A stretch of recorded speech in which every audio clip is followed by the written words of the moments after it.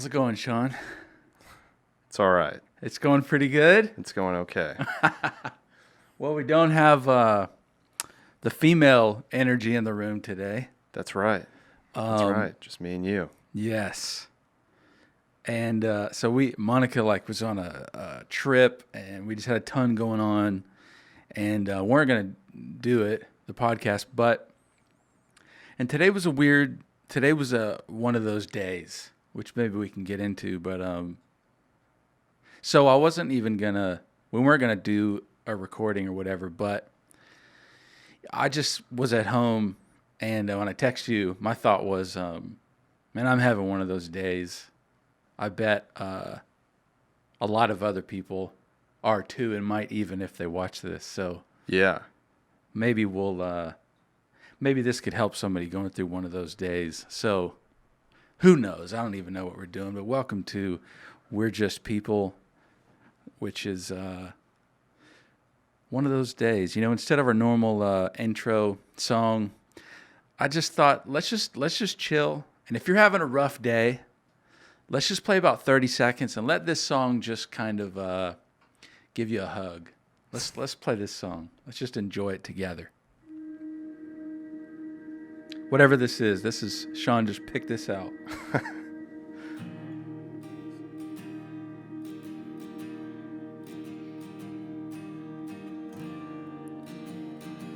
That feels good.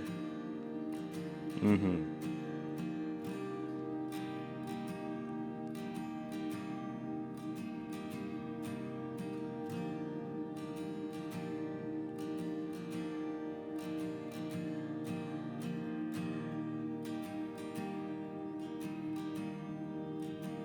Shoot, we could just listen to this for the whole time. Just contemplating life. Just settle. You're okay. Just let that guitar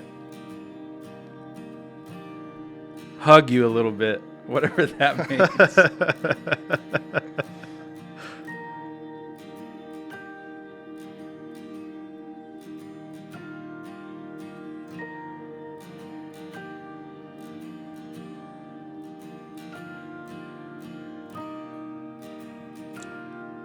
It's nice.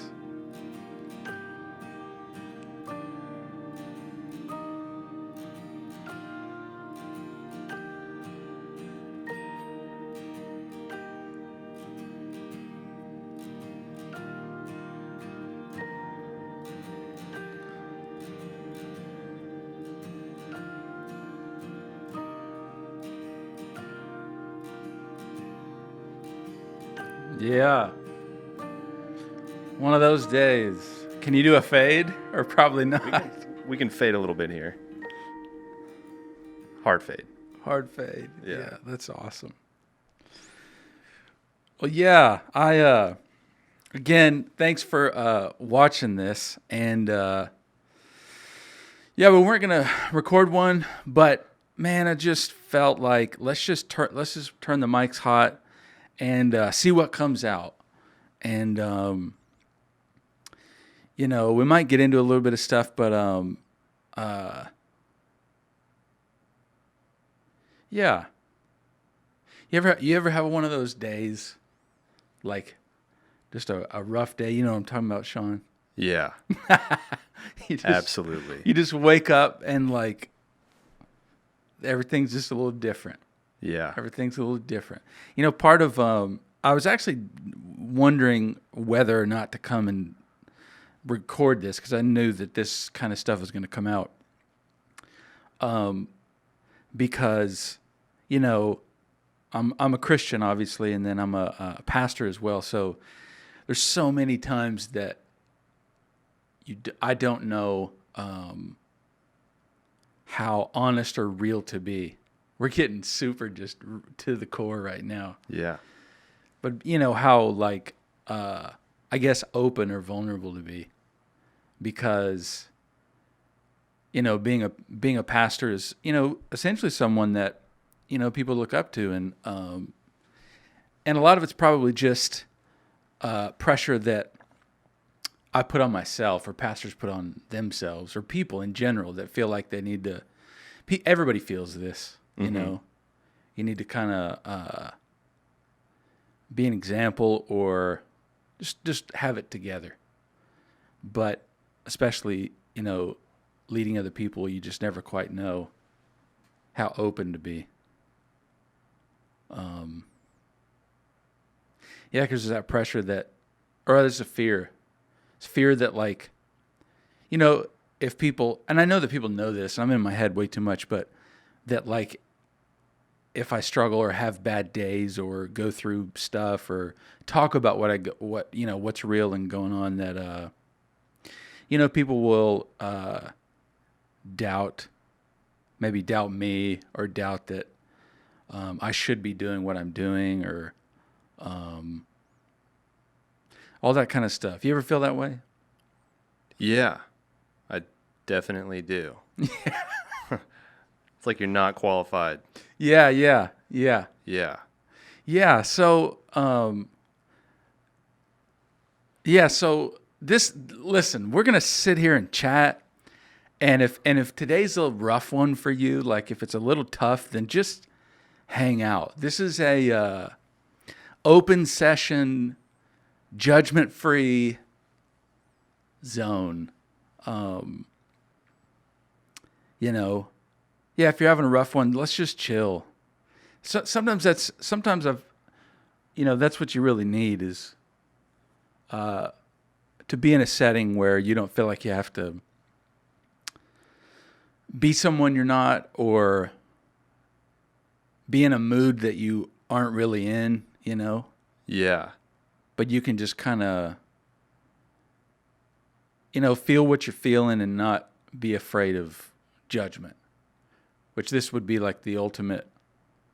I'm recording this and talking about it, but for some reason I felt this, like, you know what, I have these days, and I know that so many people and lots of people have these days, and some of it is nobody ever talks about it. Right. And that was just bugging me today, because I didn't want to do this. I mean, I didn't want to do much of anything today, but it just hit me like I was so afraid. I thought about doing this. It's like, no way. But then it just hit me like, well, maybe that's a big part of the problem. No one ever talks about this stuff. Yeah. And so, I don't know, dude, maybe I'll kind of share a little bit of my story, a little bit of my stuff, and hopefully help, because, you know, to be honest, I don't know what you do. When I get kind of stuck in some kind of cycle or whatever, I look for like little things that will bring me joy. And there's a good amount of the time that it's something like, it's like a podcast like this. Yeah. So again, that was even more like motivation. If I'm feeling this way, I know other people are. Who knows? This might be either A, totally embarrassing, B, ruin everything that everyone thinks about me, or C, maybe help some people feel normal, or D, I'm doing numbers and letters at the same time and it's messing with my mind. But I don't know, maybe bring a smile to your face, or just yeah, I don't know. We can talk about some of these days, which, by the way, did anybody, we put up that hotline, the telephone number. Yes. And we'll put it up now. Do you remember the number? I don't off the top of my head. I'm looking it up right now. He'll look it up.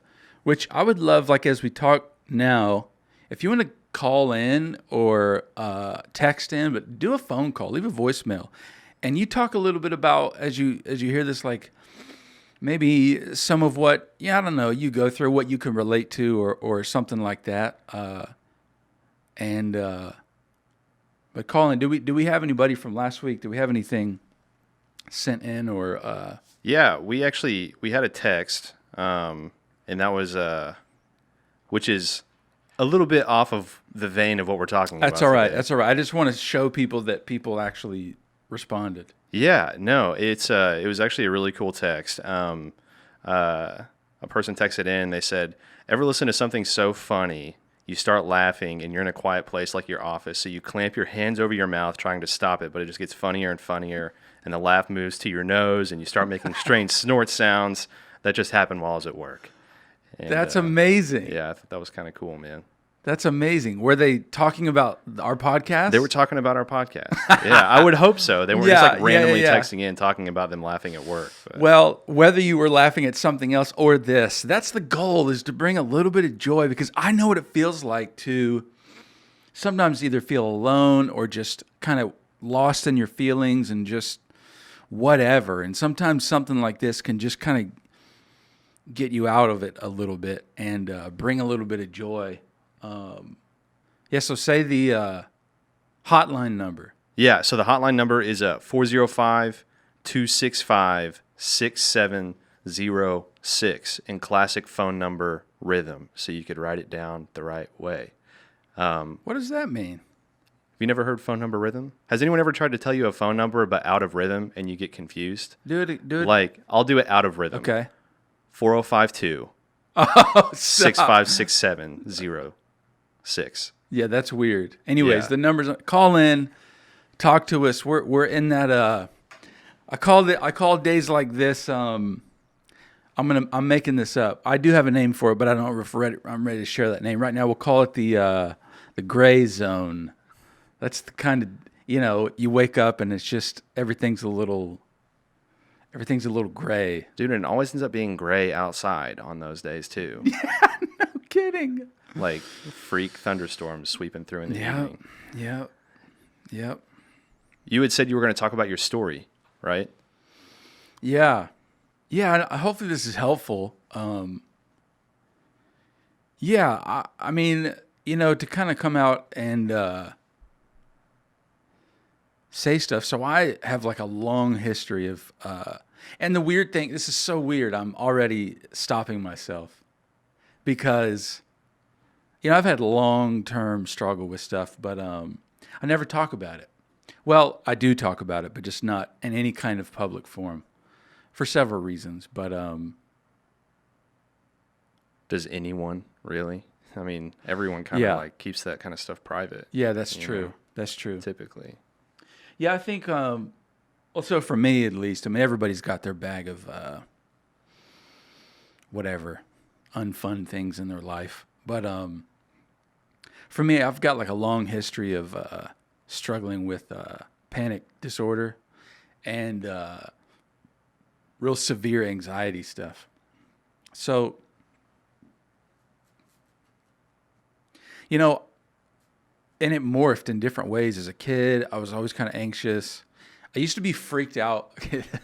It's weird. It changes as you get older. Like I used to, as a teenager and even younger than that, I used to be mega freaked out about like germs and like obsessive compulsive, like to a freakish level. I was when I was a teenager. Really? Yeah. Really? Obsessive compulsive. Yeah. Yeah. Absolutely. I had all kinds of tics and then like not, tics, but what I'm saying. I would do all kinds of things. Did you ever do anything weird as a kid? Like have kind of a little, I did stuff like I would, I don't even want to, what's funny is I don't even want to do it because I don't want to get it again.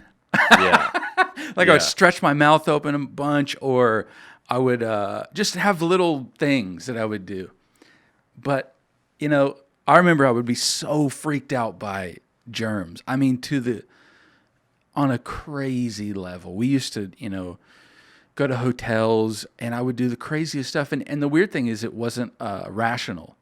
It would be, we'd go to a hotel and sometimes I would bring a blanket and the bed at a hotel, all that. There was just no way. And so I would just like lay a blanket over the chair and just sit in the chair all night. Or like, if I was going to lay in the bed, I'd lay a... You mean all night? Like you like you didn't even get in the bed at all? No, because it was just too like, Yeah. And then, but it would be like that at people's houses and it was weird. Or if I was going to lay in the bed, it would be like, I'd have to bring a sheet, blanket, and then I would always bring a sleeping bag, my own pillowcase, and just get in there. And it would take me forever. That was the dread, is like getting in there. But so it was a lot of that. And can I speak to that real quick? Yeah. Because like I used to be a a little bit like that. Yeah. And when you're like that, like even after the night, like you had the protective barrier on the bed. Yes, now, totally. Now that protective barrier, anything that it touches. Oh yeah, Yeah. it's that protective Contaminated. barrier. Oh, contaminated. Like I might as well burn the sheet. Yeah. That Yeah. sheet ain't going home with me. Yeah. Totally. Yeah. And like I would be so particular if anyone would touch my pillow, and this sounds like from the movie Step Brothers or something. But like, yeah, because it was contaminated, and I Yeah. would just I was so obsessed about it. I used to not touch doorknobs. That was Really? I wouldn't touch doorknobs. I kind of do that a little bit now, but yeah, that's I wouldn't touch doorknobs, and then I would wash my hands after touching anything. Yeah. Upwards of like 30 or 40 times a day. Like Yeah. I counted. Yeah. And I used to see a doctor about Hey, it. It welcome was to a the big deal. podcast called The Two Freaks. You made it. Yeah, so but part of that was my friends weren't like that. And so I was always so strange, so odd. And so that starts to mess with you mentally. Yeah. And some of you listening might, kind of relate to that, where you've got stuff that I don't know, it's just particular to you, and you don't really know anybody that's like that, and then you start feeling weird. You start feeling like the big thing that starts to eat at you is that something's wrong with you. There's like some kind of defect, and then you kind of live with that for a while until you're able to really.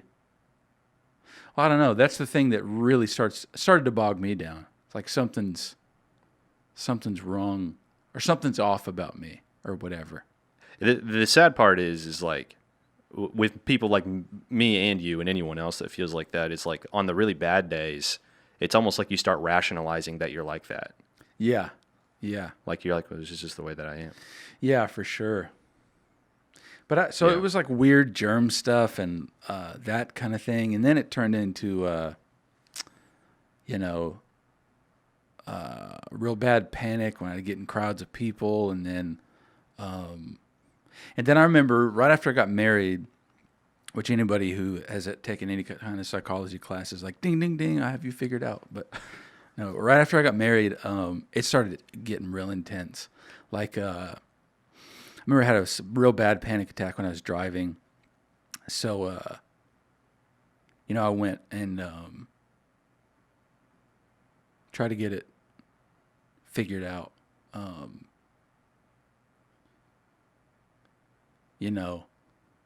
Again, I don't know what everybody thinks about medication, all that kind of stuff, but, I took some medication to try to help with the anxiety and panic stuff. And the weird thing is like, it worked, and then it stopped working. And then I changed. Like your body got used to it or something? Yeah, something like that. I'm not real sure. I mean, I've been on this journey for a long time, but, and then, so the big triggers for me are like, closed spaces or whatever. Now it's more that. So like, it started with, I can't do airplanes. Yeah. And it would be like airplanes are really tough. I'd have to whatever. And then I remember there was this one mega meltdown, mega panic attack.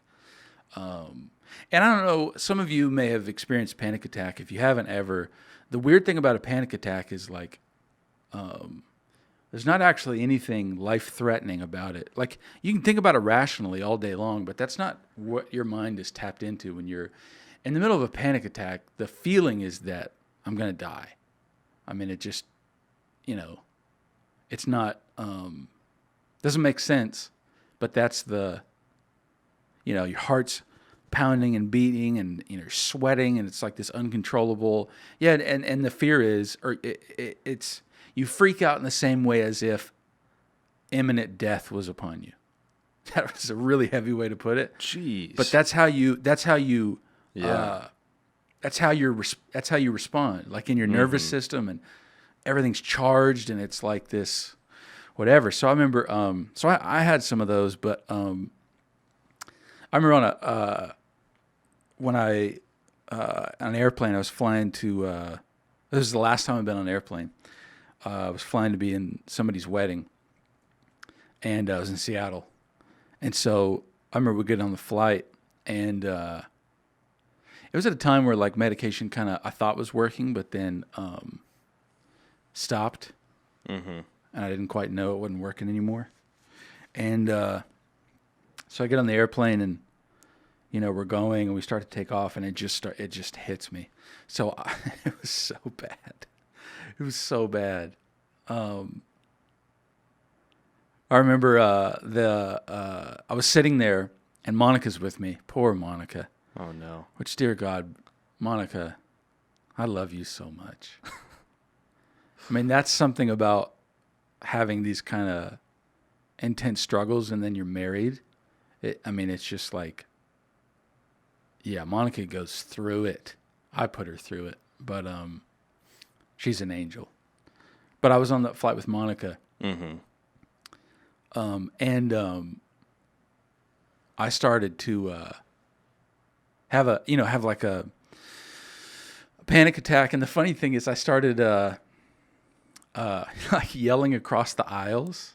Yelling across the aisles? I Like I looked at people, and I was wigging out about their windows.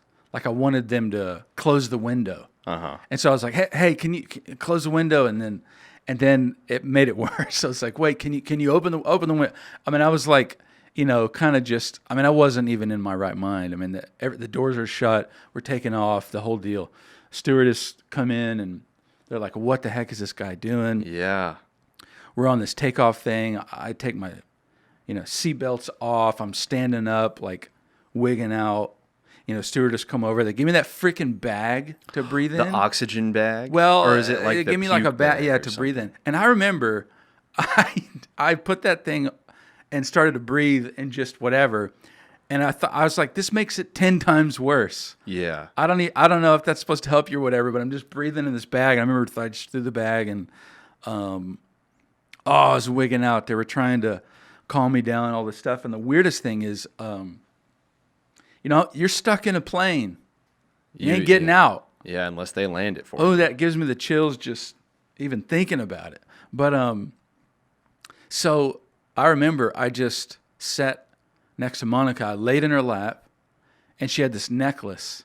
I remember this necklace with this heart on it. Yeah. And I literally grabbed that necklace, laid on her lap, grabbed her necklace, and I just stared at it. Just try to take your mind off it. Laser-like focus. And I asked her I said, just tell me, we're just going from here to there, I don't know. It was crazy.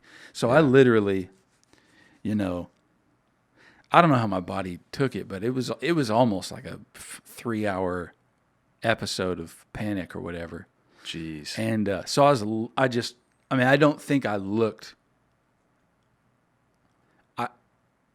I don't think I looked away from that little heart for 3 hours.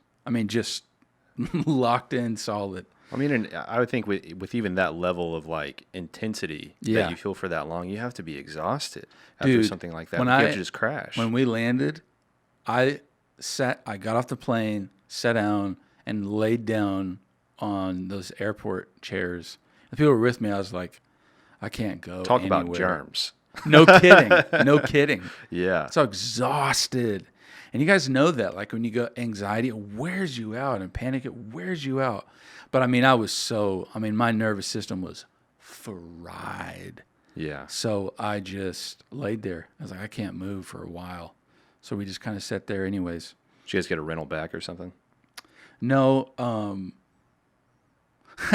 remember being there, and I went through everything, and that like really amplified things as far as panic. I was in a wedding, and I was having panic issues, like standing up there, being in the wedding. And oh, really? Oh yeah. It was real bad. Was that like the beginning of stages of like stage fright, like being in front of people, like standing in front of people, or like? It wasn't even, it's not the people necessarily. It's just being, stuck. Yeah. It's weird. None of this makes sense. But, so I remember, let's see here. Oh, I was telling Monica, like, I hope you like Seattle, because we're gonna start a little life here. And I was probably 23, maybe. So this is 11 years ago, maybe 22. I can't remember. And we canceled the flights back. Yeah. I was like, there's no way. Like, I'm hanging in Seattle for a while. But anyways, I called the doctor, got on some medication, and I had to take some, like, leading up to it, like several days in a row, and then got the courage, did the flight home, and I should have been knocked out, but I wasn't. I was still just intense. And Yeah. anyways, so that kind of like was this journey. So since then, before then, but then especially since then, what's crazy is and not a lot of people know this, and this would be a shock because I travel a lot, but that was the last time I ever flew on a plane. So, and that was maybe again like 11 years ago. It's been a while. 10 or 11 years ago. Yep. And people, and some people were like, you never, just take a pill, I'm like, you don't get it, man. So anyways, when I travel, I drive, and a lot of people don't know that, but, so that's what I do. It's a little, you ever heard John Madden? He used to, tour the nation on a tour bus, but, anyways, so severe panic stuff, and then it slowly morphed into like a real bad depression when I was probably a few years after that, because what it does is it starts to eat at you. Like, I got to where even driving was really, really difficult. Have weird fears about just certain types of things on the road. I don't even want to get into all the details, but then the whole something's like I'm flawed, something's wrong with me, I'm broken kind of thing. Yeah. Weird. That just went undealt with for a few years, and it just stacked up. And then I remember when I was probably 25, maybe, I had like a pretty solid meltdown. Like, really? Yeah, like a pretty, I think I'd always kind of had a little touch of that press, a little just line of that, bent towards a little depression or whatever. But this really amplified it. And I just hit a point where I was like, it's just a real bad place, doing weird stuff. Just, you know how it is. Yeah. Sitting in the car for hours and just. Oh, man. Yeah, not like staying in bed. People. I'm sure people listening are like, yeah, I know what you're talking about for sure. Yeah. I remember this one time I was so out of it, I walked from my house to a Starbucks, and I was like, I felt like Forrest Gump. I was like, I'm gonna walk. I'm gonna keep on going. I ain't ever stopping. I'm just walking. I don't even know what I was thinking. I got so tired though when I hit a Starbucks. I was like, I called Monica. I was like, I can't walk anymore. Come pick me up. I think the most amazing part to me is that this all happened while you were married. Yeah, for sure. Yeah, it's crazy. Yeah, because some of this stuff, like, that's honestly what's difficult about some of it is there's not a perfect rhyme or reason to it. Yeah. It's like life is good. I have nothing to complain about. I have nothing to be depressed about or even anxious about. We know things are safe and all that. It's just sometimes, mental health is a crazy thing. Yeah. And I feel like people don't, even the professionals in mental health are just barely scratching the surface on what the heck we're doing. Yeah. And what in the world, depression and panic, all that kind of stuff is. And there's help out there. There is some good stuff, but it's kind of crazy. I was talking with a friend that is a psychiatrist the other day, and he was talking about how, like, way back when in the early days of psychology, the way that they would treat people for mental illness is, okay, here is the issue. Like when it came to behavioral issues, not like actual like schizophrenia and Right. diagnosed issues like that. But when it came to issues, it was, here's the issue. How do we fix that issue? And the way that psychology and therapy has evolved over the years is more centered around the person as a whole, Totally. you know, Totally. and helping to heal the person as a whole, Yeah. Yeah. which I thought that was really interesting. It is. It is. And that's what I'm saying. All this stuff is so new. Yeah. I think like today, you know, if you're not careful, it's easy to kind of like make fun or look at people that are, you know, posting and saying like they're depressed or they're, you know, and then we make light of it, or we it looks like people, you know, there's just a super soft generation, or people are just jumping on the bandwagon. Like depression is kind of a hot word. And I Yeah. would say that there's a difference between stuff's not going good in your life and then you're sad, overwhelmed by sadness, and maybe experience a season of depression. And then there's that. And then I think there's, you know, being clinically diagnosed with kind of a chronic depression or panic disorder or whatever. There's a difference, and I'm not knocking on anybody that on any of it at all. But you know, some of it is just the science is developing, Right. And stuff's being learned about, and so people are speaking up more. And we want to just say everybody saw all that kind of stuff, but it could just be that science is evolving and we're knowing. We're getting a better understanding of what the heck's going on. But so if you're watching, isn't this just hopeful? Isn't this helping you? Are you having fun? Again,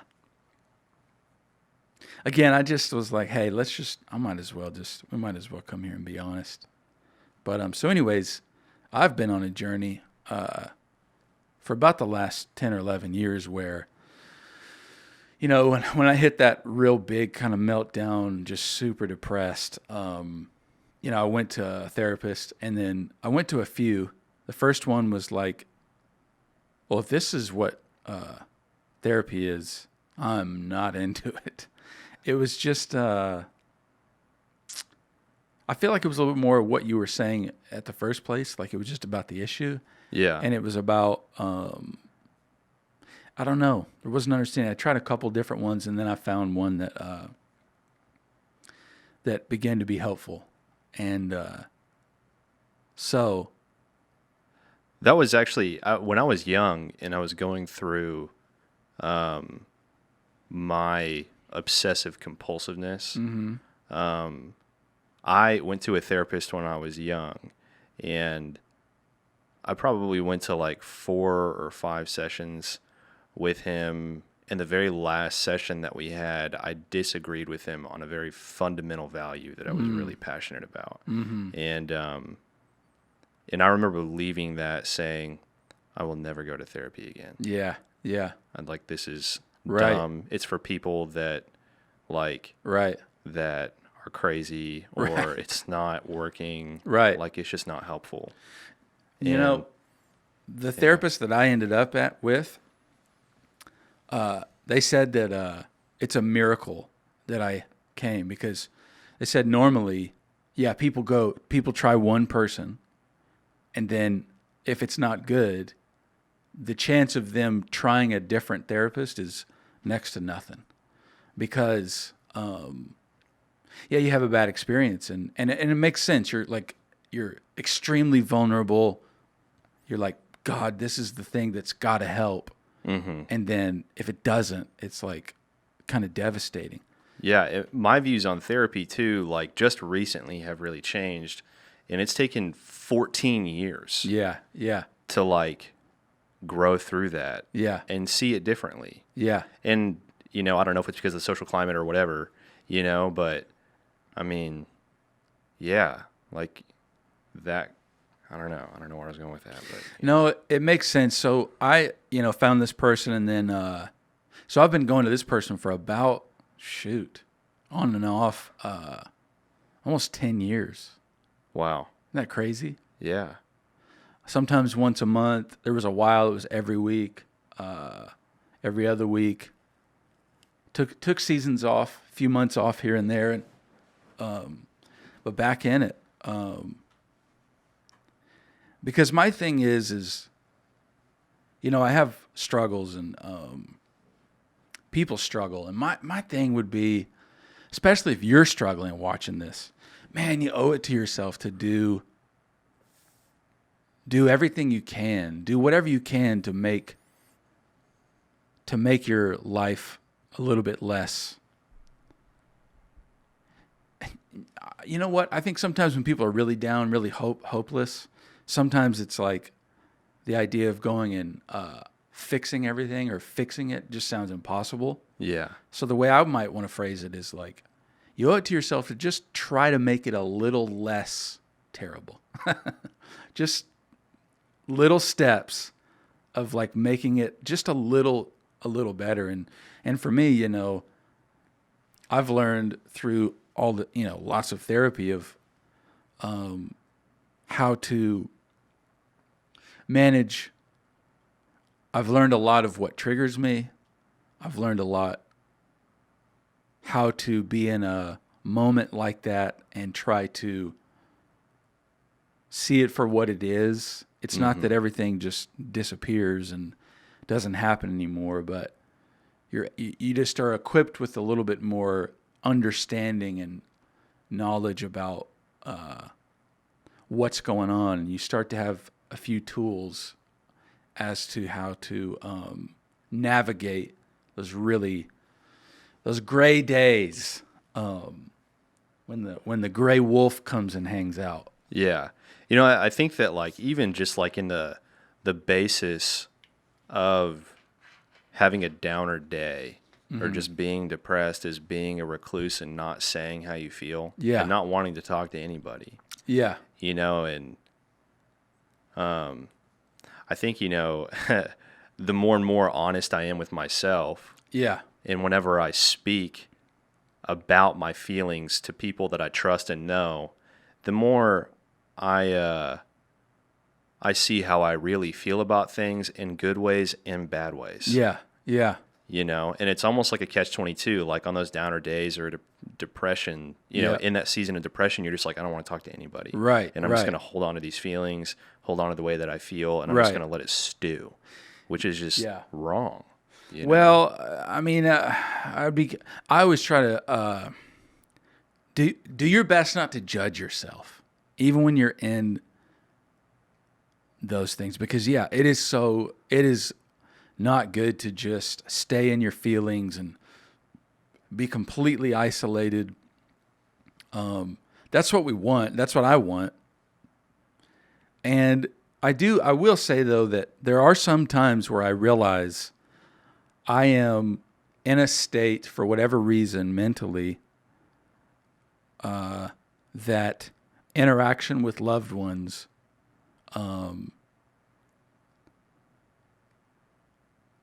that because of the mental state that I'm in, I want to manage the possible damage I could cause because I'm mega emotional. So right. Sometimes out of kindness, maybe to loved ones, there's a bit of like, hey, but that you learn, you say, hey, listen, and you just kind of communicate like, I'm kind of going through this, having one of those, feeling this way or whatever. So if I'm a little distant or whatever, that's what it is. So even just saying that for the people around you, rather than they're just like, what did I do? What, you kind of say that and then you end up minimizing the potential emotional damage, and you get into an argument and you explode because you just don't leave people guessing. Yeah. Yeah. It's almost like getting a text from somebody and like not hearing the tone. Yeah. You know? True. Or understanding, where they're coming from. That's true. And the other thing is, I'm for those, most of you watching would know I'm a Christian and I'm a pastor and I love God and I believe for healing, I believe that this is not to deal with this or to struggle with mental health issues or to battle with depression or have a panic disorder, anxiety disorder. That's not God's best for me. And I believe that I want God's best for me. And I believe that I have faith and have hope that I'll be healed, I guess is the best way to say it. But years ago, I was in a cycle of just beating myself up about, I'm a Christian. I preach and all this kind of stuff. And, how can I do all this when I struggle with these things? And, but I would pray, have faith. I would do all of that, but it didn't, go away. So I remember there was a friend of mine, a pastor, that I really opened up with about it because I was just struggling. Because I do believe, I don't think this is some sentence that God has given me to just, bear, and I don't know. That's not a good place for you to sit in. But I remember this person just told me, your job is to believe and have faith, and then God's job is the timing. Yeah. So, I don't know, a lot of you have experienced things that maybe it's a disease or something like this or something more physical or something that you've been praying for a long time. And sometimes you get frustrated, like, why isn't this going away? Or God, why haven't you done something? Or all this kind of stuff. And listen, I know how you feel. But what I've learned is that the best posture that I can have to remain hopeful and believe what the Bible says is I pray, I believe, I trust God, but the timing is His. The timing is His. In the meantime, I do my best to not let these things crush me or hinder me, or I try not to hide behind them, or I try not to, run around and be kind of a victim all the time. That's why I don't really talk about it much publicly. Maybe that's part of why. Is, I don't want to be treated differently, I guess is the right way to say it. Or I don't want it to be kind of a crutch, I guess.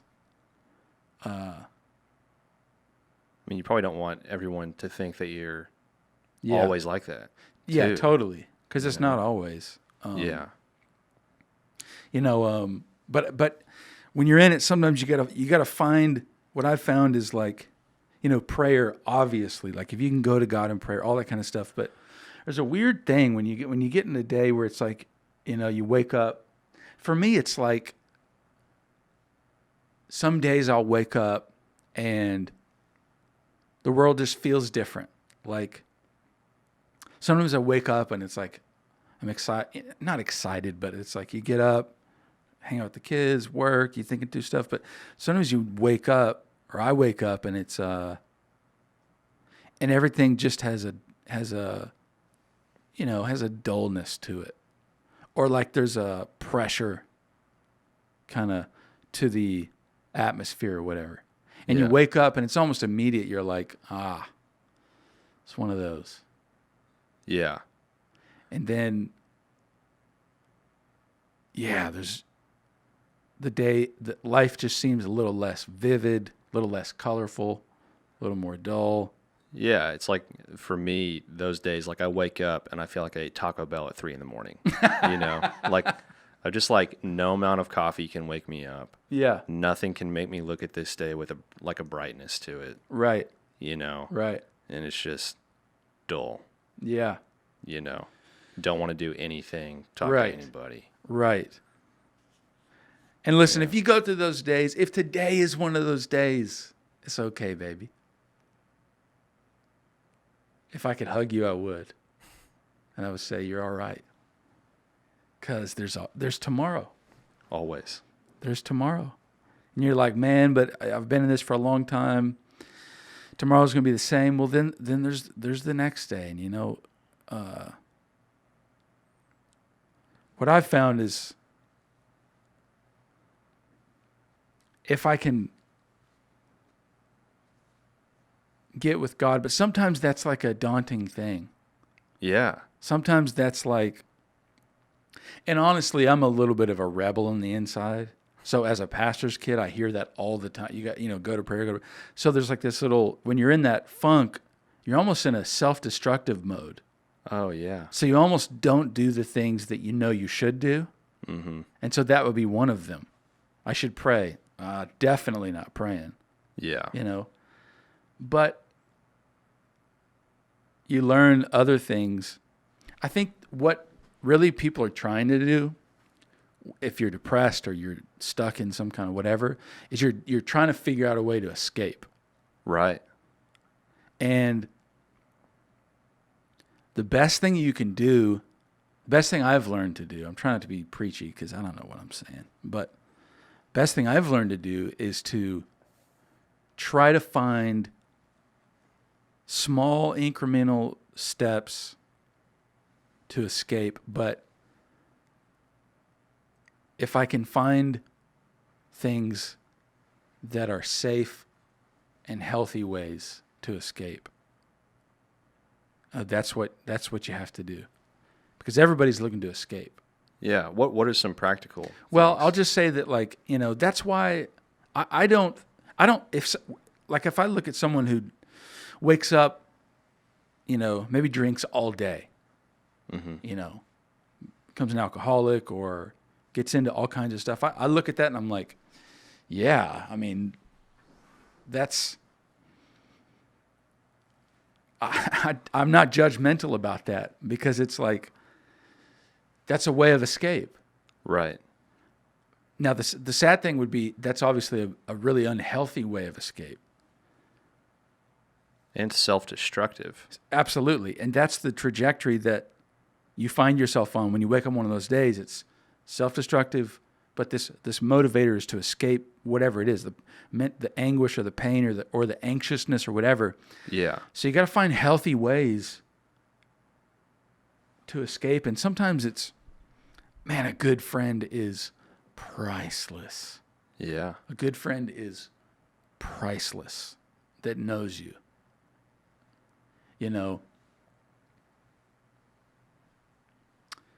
My cousin, and I won't say who it is, even though a lot of people know who it is. He's actually, he's someone who gets me and knows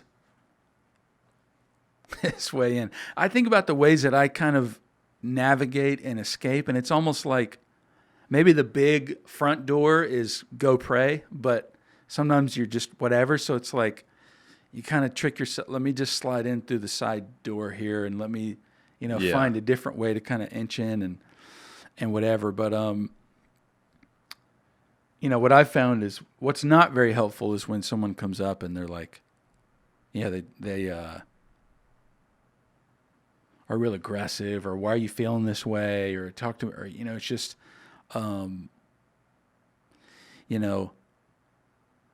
my cousin, we have sometimes he'll send a text or I'll send it. That's one thing I've learned to do is that if I can manage it, or if people can manage it, if you're in one of those funks where the gray wolf showed up, Right. and you're just like, what's up, buddy?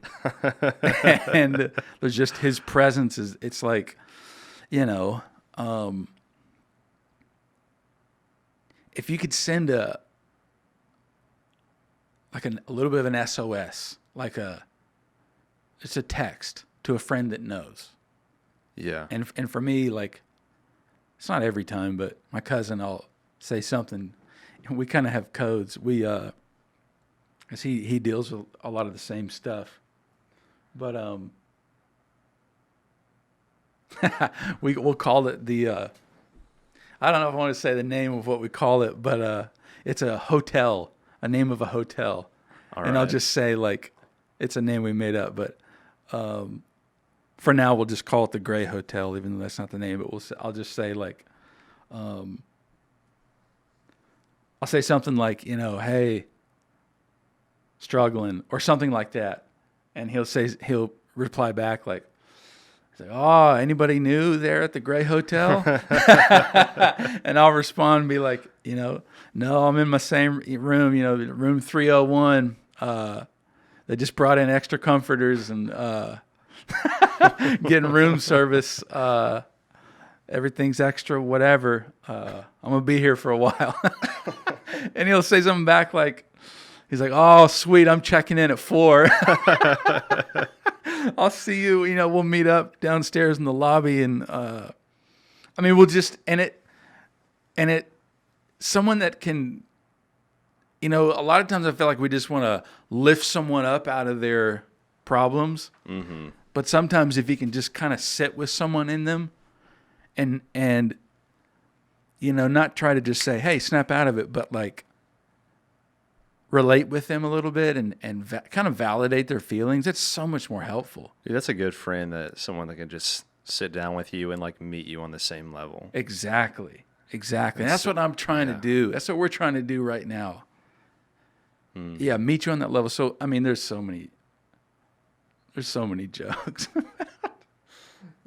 Someone's at the door, room service, or bringing in anyways, that analogy goes real far.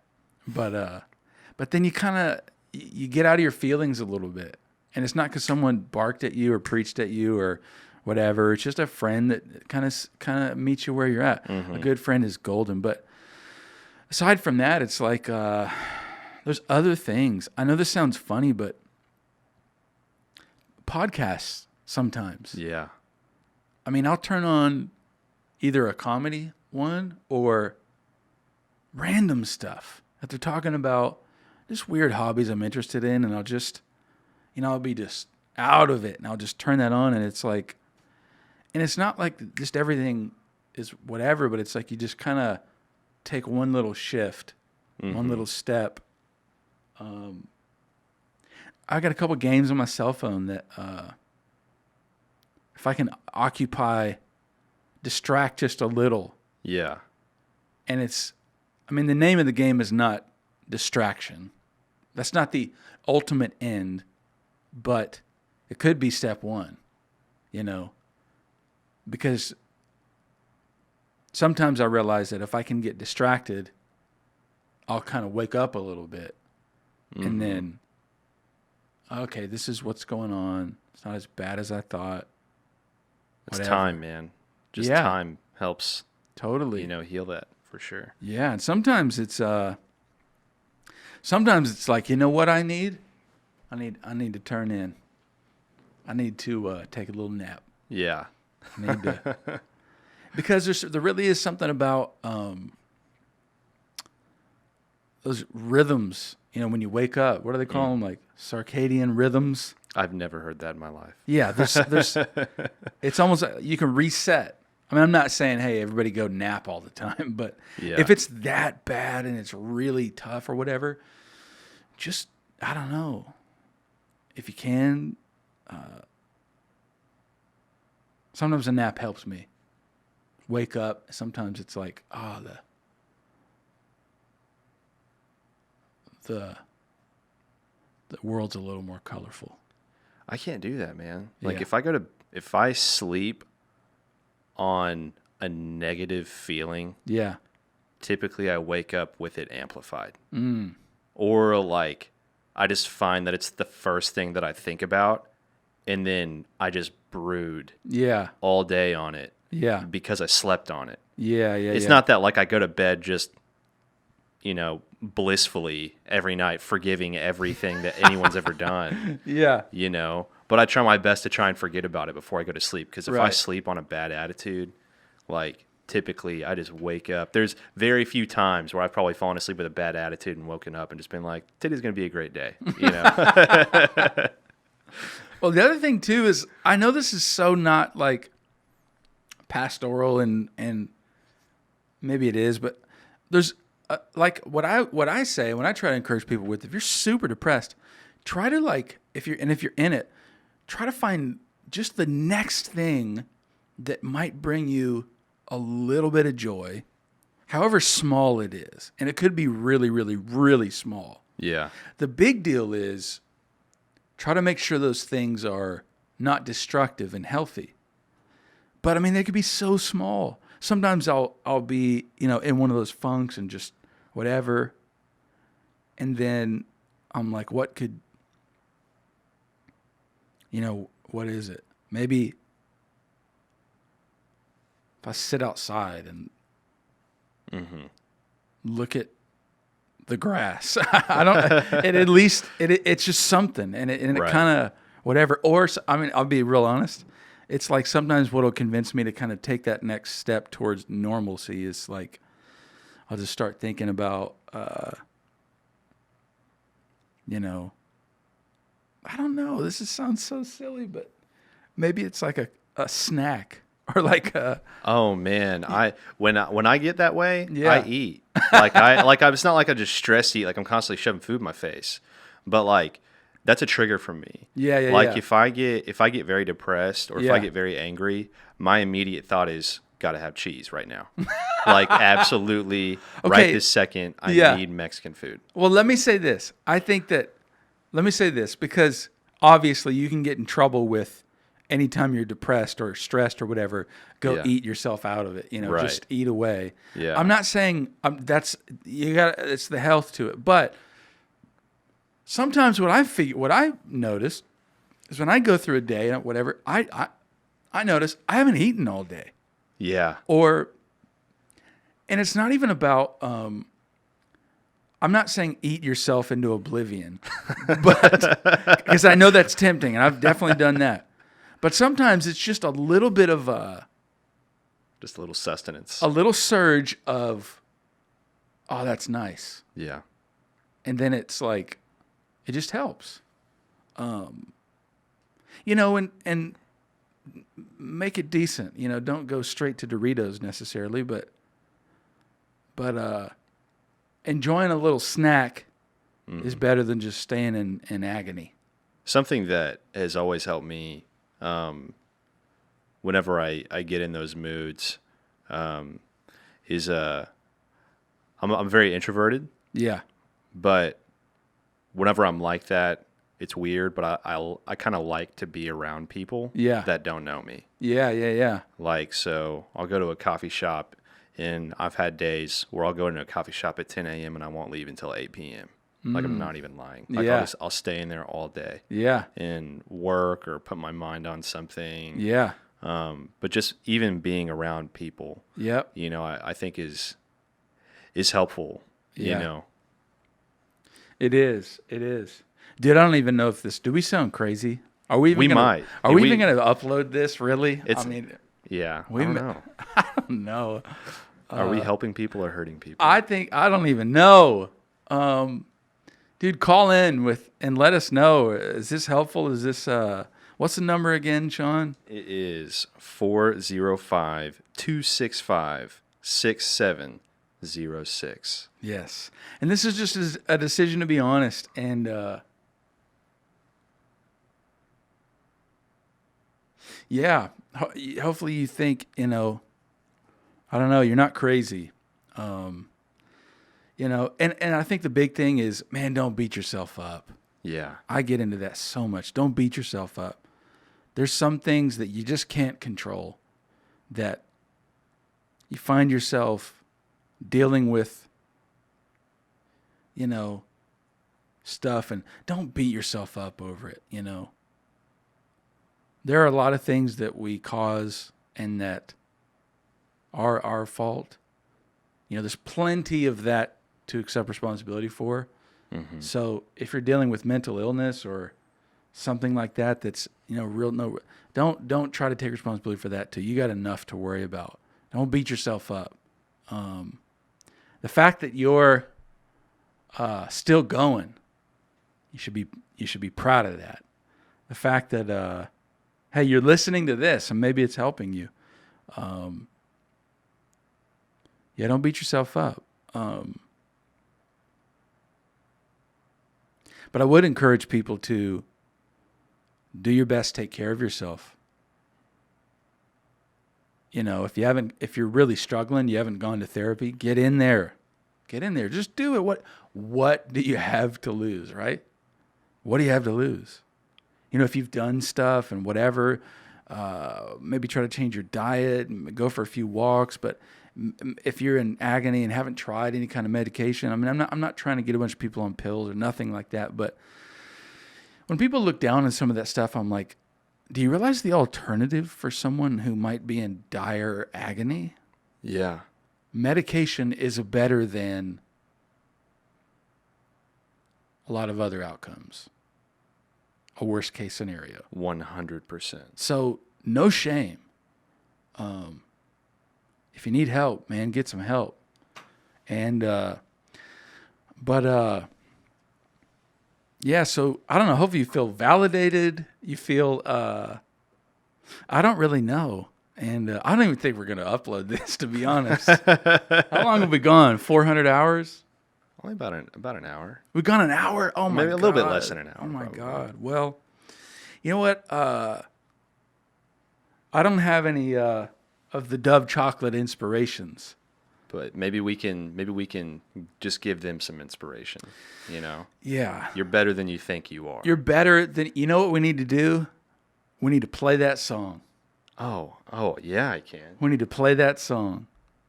Coming right up. Don't beat yourself up. Let yourself off the hook. You can do all that tomorrow. Just put it off. Relax. You're okay.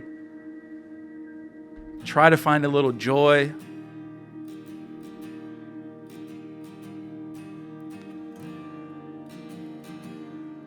Just let this acoustic guitar speak to you.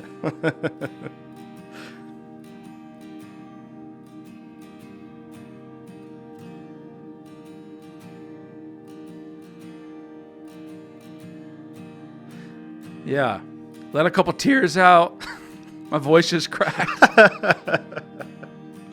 Hug yourself. Let's hug ourselves, Sean. I hate this podcast. I hate it so much.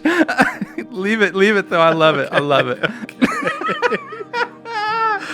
Oh, let's just. Yeah. You're not crazy. There's other people with you. And you're going to be okay.